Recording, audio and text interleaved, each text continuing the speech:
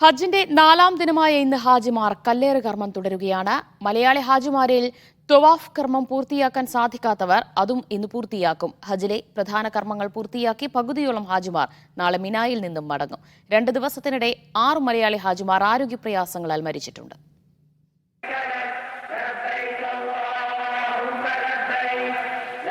ഇന്നലെ മുതൽ തിരക്കുപിടിച്ച കർമ്മങ്ങൾക്കൊടുവിൽ ഒഴുകിയെത്തിയ തീർത്ഥാടകർ തമ്പുകളിൽ തുടരുകയാണ്. പ്രാർത്ഥനാ നിർഭരമാണ് മിന താഴ്വര.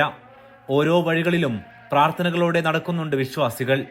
ഇന്നലെ ഭൂരിഭാഗം ഹാജിമാരും കഅബക്കരികിൽ തവാഫ് കർമ്മം പൂർത്തിയാക്കി മുടി നീക്കം ചെയ്ത് ഹജ്ജ് വേഷത്തിൽ നിന്നും ഒഴിഞ്ഞിരുന്നു. ഇത് പൂർത്തിയാക്കാൻ ബാക്കിയുള്ളവർ ഇന്നവ തീർക്കും. അങ്ങനെ ഒരു ആരോഗ്യമുള്ള ആളൊന്നല്ല, എന്നാലും അള്ളാടെ കുതിർത്തോണ്ട് ഒക്കെ ഞാൻ എൻ്റെ എല്ലാ കർമ്മങ്ങളും ഞാൻ ചെയ്തു. എൻ്റെ അനിയത്തിമാരാണ് അവരുടെ സഹായം കൊണ്ടും. ഫാത്തിമ സൂറ.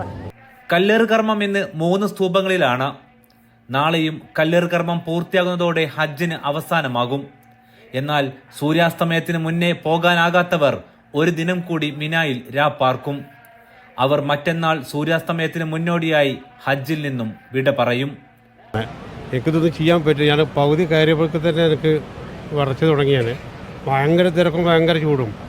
പക്ഷെ ഞങ്ങൾക്ക് ചെയ്യാൻ കഴിഞ്ഞു. അൽഹംദുലില്ലാ. അത്രേ പറഞ്ഞു, റാഹത്തായി ചെയ്തു. സ്വസ്ഥമായിട്ട് ചെയ്യാൻ പറ്റി അൽഹംദുലില്ലാ. കനത്ത ചൂടിൽ നിരവധി ഹാജിമാർക്ക് ഇത്തവണ സൂര്യാതപം ഉണ്ടായിട്ടുണ്ട്. വിവിധ കാരണങ്ങളാൽ നിരവധി ഹാജിമാർ ചികിത്സയിലിരിക്കെ മരണപ്പെടുകയും ചെയ്തു. 6 മലയാളി ഹാജിമാർ 2 ദിവസത്തിനിടെ ആരോഗ്യപ്രയാസങ്ങളാൽ മരണപ്പെട്ടിട്ടുണ്ട്. അറഫയ്ക്ക് ശേഷം നിരവധി ഹാജിമാർ വഴിതെറ്റിയെങ്കിലും ഭൂരിഭാഗം പേരും തമ്പുകളിൽ തിരികെ എത്തി. കനത്ത ചൂടാണ് ഇത്തവണത്തെ പ്രധാന വെല്ലുവിളി.